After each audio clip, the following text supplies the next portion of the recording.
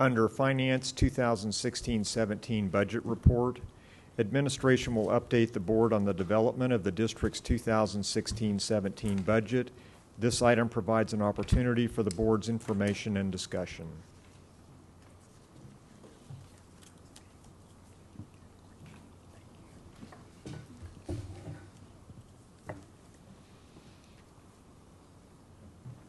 As Mr. Freeman's getting set up, you'll notice that Mr. Freeman has a guest with him this evening who's testing out the hot seat.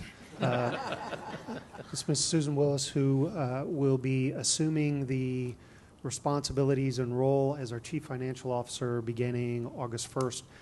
She's been our payroll director for the last 8 years, brings with us a great deal of experience both in public accounting and the private sector. An excellent skill set, proven leadership. She's got some big shoes to fill, but I have absolutely no doubt that she'll be able to do that. So wanted to have an opportunity to introduce her to the board this evening and make sure that we didn't scare her off. So this one is a fairly easy financial report for this evening. So with that, I'll turn it over to the two of you. And I actually did promise that I wouldn't make her speak, but I may not hold her to that promise. And I also want, before I get into my report, want to indicate to you that you are going to be in great hands.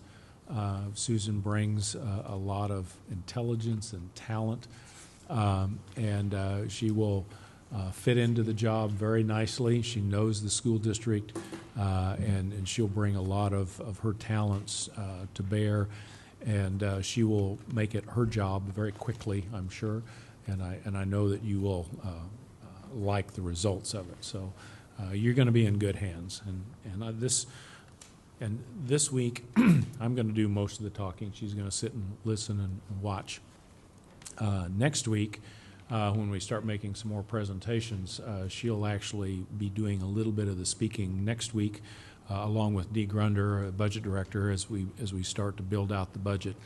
And then we're into August, and I'm no longer CFO when you actually are going to be adopting the budget. So she'll get, yeah, yeah, it'll happen pretty quick for her. So, but anyway. So the report tonight really is pretty general in a lot of ways, and I don't know whether you remember last year's budget report at this particular board meeting. It's pretty much the same thing because some similar things had taken place. We typically build the budget in the KSDE software that's provided to us, and normally that we get that software in mid-June. Last year we got it on July 15th. This year we got it on July 13th. So we are way behind in terms of entering data into the system. And our staff are working very, very hard to get it put in there. But what this really means to us in terms of us making the presentations to you is that to see those budget documents and all of that, we're going to have to push our timeline back just a little bit, just like we did last year in terms of how that works. Because it's the budget software only allows one person at a time in it, and we have just a few numbers to put into the system, so it'll take us a little bit of time. But we're working very, very hard at it, and we'll have the numbers for you and the bigger numbers for you next week. And then all of the detail on August the 8th when we show you everything. So, but what we're proposing in terms of the adopting a budget is that next week we'll call it the first review of the 16-17 budget, and these will be big numbers, basically looking at the fund that we're going to budget for out there. We'll have a little bit more information on mill levy and some things like that, but we won't have a lot of the detail yet done by that time. August 8th, we'll have it pretty well done. At that point, be the second review. This is when you'll see some of the state budget documents, and we'll present the notice of a hearing at that meeting and ask that you establish the public hearing date for August 22nd, 2 weeks later. You'll be able to answer questions, and we'll be able to answer questions, and if there's changes that need to be made, we can still do it at that point. And the way the budget development is going right now, we're working in our software systems to put everything together that the board that we worked through for the last 3-4 months, and the 4 phases that we looked at in terms of budget changes that are going to help us balance the budget. Those are going into the system right now, and at least at this point in time, we're not seeing any big red flags of anything that's not working like it should. So that's progressing, but it's one of those things, until you get all the numbers put into the system, you're never quite sure until you get all the way out to the end with it. So there hopefully won't be any big surprises, but we'll see what happens over the next week. One thing we do know that helps drive our mill levies is our assessed valuation. And the estimates for the valuation increased this year by 2.13%, which is about $56 million on a $2.7 billion assessed valuation for the school district. So last year was about a 1.3% increase, I believe. So kind of shows the economy's getting a little bit stronger for us here. And this increase represents about $56,000 per mill on our mill levy. So as we're collecting those, it's starting to generate some more revenue.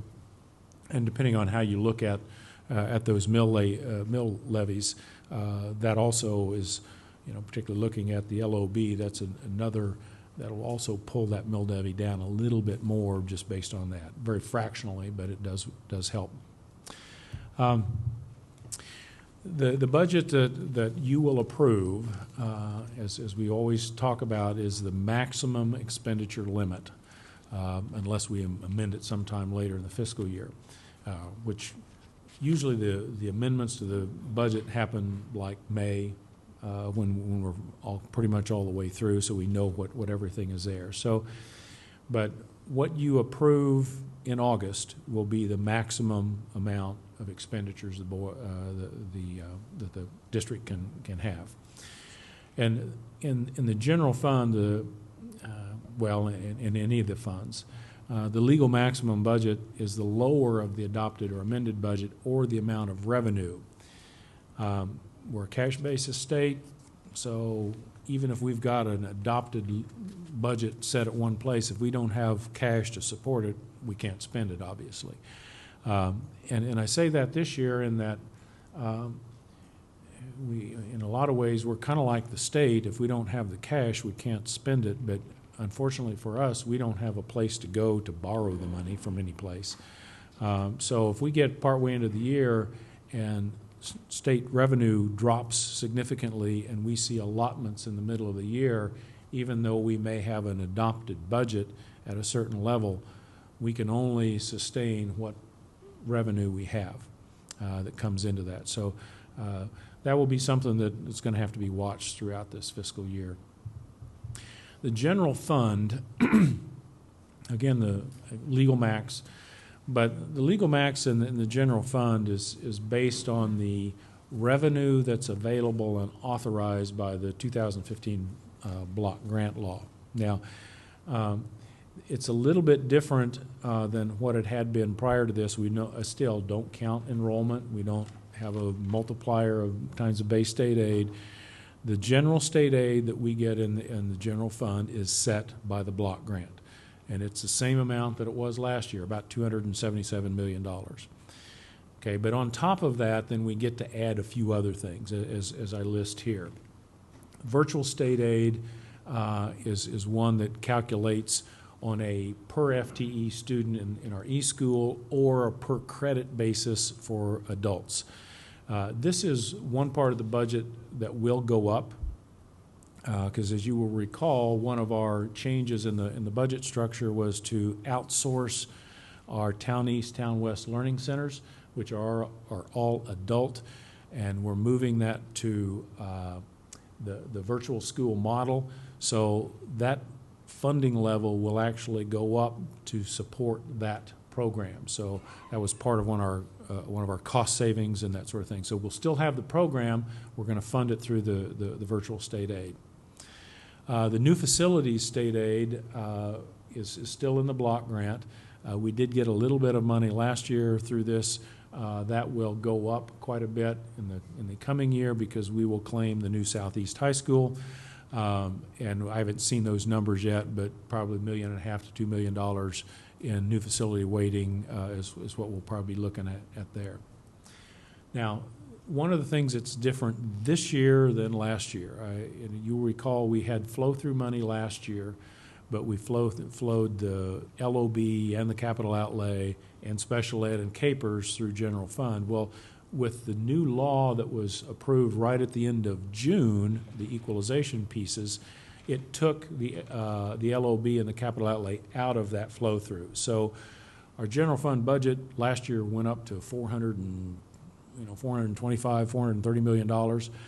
This year it's going to come back down because we're no longer going to flow through the LOB or the capital outlay state aid. But I would also indicate to you that capers will be significantly higher because in this last fiscal year we only got 3 of the 4 payments, and we are probably going to wind up budgeting 5 payments in the next fiscal year. So we'll see an increase in that capers budget, I believe, as we move forward with that. And one of the really new things for this fiscal year as part of the block grant is that we can now carry over cash in the general fund. Where in the past, under the old school finance formula, and last year as we were coming out of the old formula, you were not allowed to carry cash over and be able to use it. It became a credit against your general state aid. Well, this year we are going to be able to, and we will be carrying some cash over in general fund. And you'll see how that impacts the fund as we get into the detail of it. And then, of course, we also put additional revenue from other local sources in there, mostly interest on idle funds and some other things. And there's a little bit of other taxes that are in this general fund other than that. We do have a couple of questions. First, Lynn. The capers payment is approximately how much per quarter? It runs about $8 million. $8 million. $8 to $9 million. So really, with the fact that we'll budget 5 instead of 4, I mean, that will automatically increase our budget by $8 million, but it doesn't increase a dime for what we can use. Correct. Correct. So again, we'll hear people say our budget went up, and it really didn't change it. It was just a game that the legislature played because they didn't have the money on June 30th for capers, and so we'll have to deal with that as we go forward. You know, people will look at the end bottom number only. And again, I guess I've said that for a long, long time. You can't just look at a single number and tell what's going on with school finance. It's very complicated in the sense that you have to read the whole budget. So, yes. And this isn't the first time that's happened. No, I mean, it's happened been other before, years where it's happened too, and the same thing happened. People said, oh, you've got all this extra money. Well, we didn't get extra money. It was capers. It came in 1 minute and out the next. So, Yep. Joy. Well, to follow up on that thought, Lynn, then maybe we had an $8 million cut this year since we didn't get our money, right? Oh, yeah. We won't get on that road. I just wanted to ask about the new facility funding because I didn't realize that was still in the block grant. So does the new facility money go for 1 year or 2 years? Well, in the old formula, it went for 2 years. Right. Okay. The block grant sunsets at the end of this fiscal year. So unless it becomes part of the new formula, we'll only get the new facility waiting for 1 more year. Okay. And what are the restrictions on that money when we receive it? As far as how we can use it, there are none. Okay. Because the idea is that Yeah, well- we built a new facility, so we had to buy some things for it, Yeah. like furniture or whatever, even though we reused a lot of our furniture. Yeah, we use furniture. Probably one of the areas that will help us reimburse capital outlay will be around the technology purchases, Right. those types of things that have gone into the new building. And that's typically what we've done with the new facility waiting, is to help offset those capital costs that we had in Right. opening the building. Because it's just Exactly. one-time money, It's and one-time then it's money. gone. We don't get it, well, in the past, we got it for 2 years, and then it was gone, so it's two-time money. We don't know now. Right. we may not know this time next year. Yeah, we may not. Okay. And, you know, Thank and you. the other thing, and you mentioned one-time money, as we talk more about the budget and some of the detail, we'll talk a lot about one-time money. Because, and part of it too is because we don't know what the school finance formula is going to be next year. You know, and they could extend the block grant, they could write a whole new thing, and so we're kind of looking at kind of all of that as one-time money, so, yeah. The capital outlay equalization, and again, the law that was passed right at the end of June, we will receive about $4.6 million in additional state aid. Now, we're already receiving some state aid. This is on top of that. That final amount really will kind of depend on where our levy winds up. And so it'll be around that dollar amount, but it could go up, it could go down a little bit from that depending on how the levy works. And this will be additional revenue budgeted in the capital outlay fund. And we do have flexibility under the resolution that you passed a couple years ago in how we use that money in the capital outlay fund.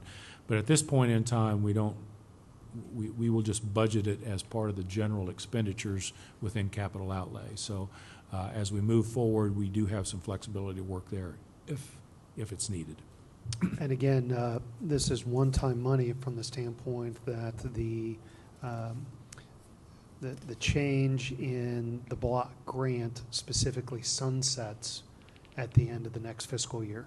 It actually has a date where it talks about, goes into August, and the reason would be that we typically don't get our payments in July. They're June and July are delayed, so there was a window put in place to make sure that we could receive and expend those. But this is also a sunset.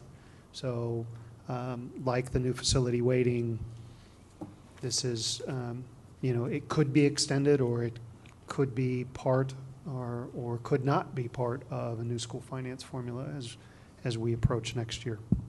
And another piece of the capital outlay equalization that we will probably need to be careful about. The LOB equalization aid, and it comes to us, and general state aid comes to us on a fairly regular basis throughout the year. Okay, LOB we get 4 times a year. General fund pretty much monthly. Capital outlay state aid comes once, usually in February, if they have money. I won't say any more. So we'll see what happens when we get to that point, because in years past that has been an issue as well. So as we look at and build that capital outlay budget, the total amount of equalization aid is going to be probably close to 9 million? I don't know, 7, 8 million, something like that. We haven't gotten into the detail of that yet. So we'll have to be careful. That's going to show up in our budget as revenue supporting the capital outlay fund, but we'll have to be careful about expending it until we know we're going to get it. Another thing too, again, this gets kind of complicated, but in the law also is that, okay, I mentioned that our number will change because this state aid is based on the actual dollars levied. Okay, so our assessed valuation went up, so our 8 mills is going to generate more property tax, which is going to generate more state aid. Not a lot, but some. Okay, and we're at 8 mills. Suppose across the state there's a whole bunch of school districts that are at 4 mills, and they decide to raise theirs all the way to 8 mills. Well, they're going to get state aid for that 8 mill levy then. And this is what surprised the legislature a number of years ago. And so there's a caveat or a part of the law that says if the money that they've appropriated for this state aid is not sufficient, then the first place they go to make sure they pay the equalization aid is the Extraordinary Needs Fund, which now is being hit by several other places too. So it'd be interesting to see what all happens with this over the next several months as we try to make sure we have enough money in the Extraordinary Needs Fund to do everything we were asking for. So it'll be another really interesting year that Susan will get to deal with. Okay, the local option budget, the equalization, the new equalization piece here is different than capital outlay. The district will receive about $5.3 million in additional state aid. This number probably won't change a lot, but because it's really part of the calculation based on the district's spending authority, which will not increase. Okay, so we're going to get an additional $5.3 million in state aid, but it doesn't increase the amount of money that we can spend. Okay, the block grant set our LOB at 111 million, a little over 111 million. Okay, we cannot, that $5.3 million does not increase that amount. What it does is it reduces the amount of property tax that it takes to fill up the rest of that budget. So we're going to get a little bit more state aid, so we will lower our property tax in the LOB. And that's what we've talked about, the legislature talked about through all this equalization. This is just property tax relief, and yes, it is. We did get some new revenue in capital outlay, but this is property tax relief. And we anticipate, we haven't gotten all the way down to the detail, that the total mill levy that we'll be looking at, including LOB, bond and interest, and our special assessment levy, will decrease about 2 mills. And you know, we're working on the detail of that. Our assessed valuation increase will help that, and what we're doing here will help that as well. So our mill levy is going to go down, and I don't know whether you'll recall, 2 years ago at this time, we were talking about the mill levy at about 2 mills lower than where it went up to last year, and now it's coming back down. So again, it's all the effects of the equalization coming in and out of our system. So back to our budget development dates. Again, next week, you'll see more of the budget, more bigger detail, and more of the fund budgets that are there, and a little bit more information on property tax.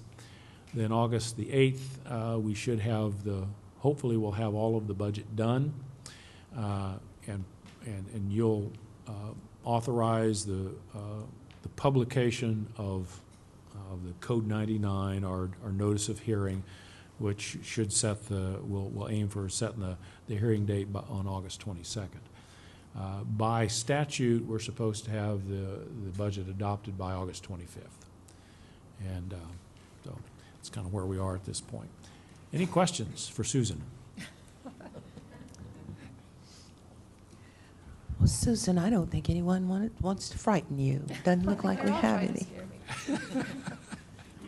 But next time. Thank you.